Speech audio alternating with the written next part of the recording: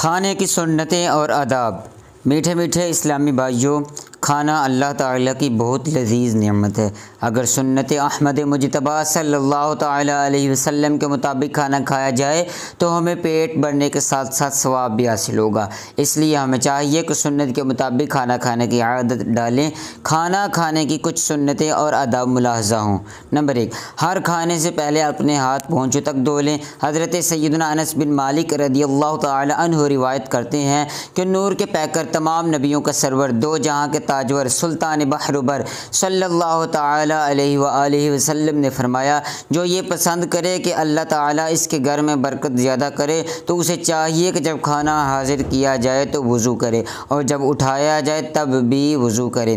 حکیم الامت مفتی احمد یار خان نعیمی علیہ رحمۃ اللہ الغنی لکھتے ہیں، اس یعنی کھانے کے وضو کے معنی ہے ہاتھ و منہ کی صفائی کرنا، کہ ہاتھ دھونا، کلی کرنا۔ نمبر 2، جب بھی کھانا کھائیں تو الٹا پاؤں بچھا دیں اور سیدھا کھڑا رکھیں یا سرین پر بیٹھ جائیں اور دونوں گھٹنے کھڑے رکھیں۔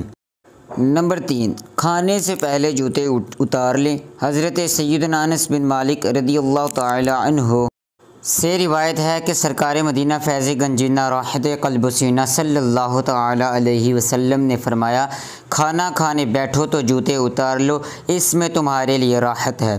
نمبر 4، کھانے سے پہلے بسم اللہ الرحمن الرحیم پڑھ لیں۔ حضرت سیدنا حذیفہ رضی اللہ تعالی عنہ سے مروی ہے کہ حضور پاک صاحب لولاک سیاح افلاک صلی اللہ تعالی علیہ وآلہ وسلم نے فرمایا، جس کھانے پر بسم اللہ نہ پڑھی جائے اس کھانے کو شیطان اپنے لیے حلال سمجھتا ہے۔ نمبر 5، اگر کھانے کے شروع میں بسم اللہ پڑھنا بھول جائیں تو یاد آنے پر بسم اللہ اولہ و آخرہ پڑھ لیں۔ حضرت سیدتنا عائشہ صدیقہ رضی اللہ تعالی عنہا سے مروی ہے کہ نور کے پیکر، تمام نبیوں کے سرور، دو جہاں کے تاجور، سلطان بحر بر صلی اللہ تعالی علیہ وآلہ وسلم نے فرمایا، جب تم میں سے کوئی کھانا کھائے تو اسے چاہیے کہ پہلے بسم اللہ پڑھے، اگر شروع میں بسم اللہ پڑھنا بھول جائے تو یہ کہے بسم اللہ اولہ و آخرہ۔ نمبر 6، کھانے سے پہلے یہ دعا پڑھ لی جائے تو اگر کھانے میں زہر بھی ہوگا تو انشاء اللہ عز و جل اثر نہیں کرے گا۔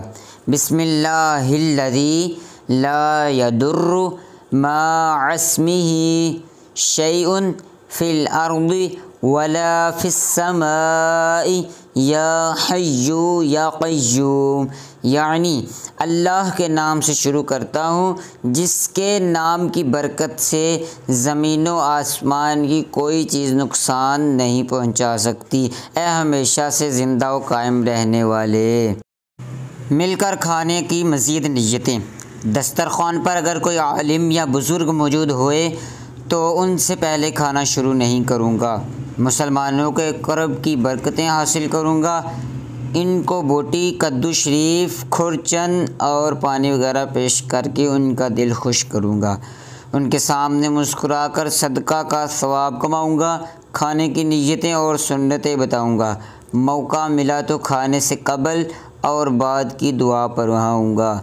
غذا کا عمدہ حصہ مثلاً بوٹی وغیرہ حرص سے بچتے ہوئے دوسروں کی خاطر ایثار کروں گا، ان کے حلال کا تحفہ پیش کروں گا، کھانے کے ہر ایک دو لقمے پر ہو سکا تو اس نیت کے ساتھ بلند آواز سے یا واجدو کہوں گا کہ دوسروں کو بھی یاد آ جائے۔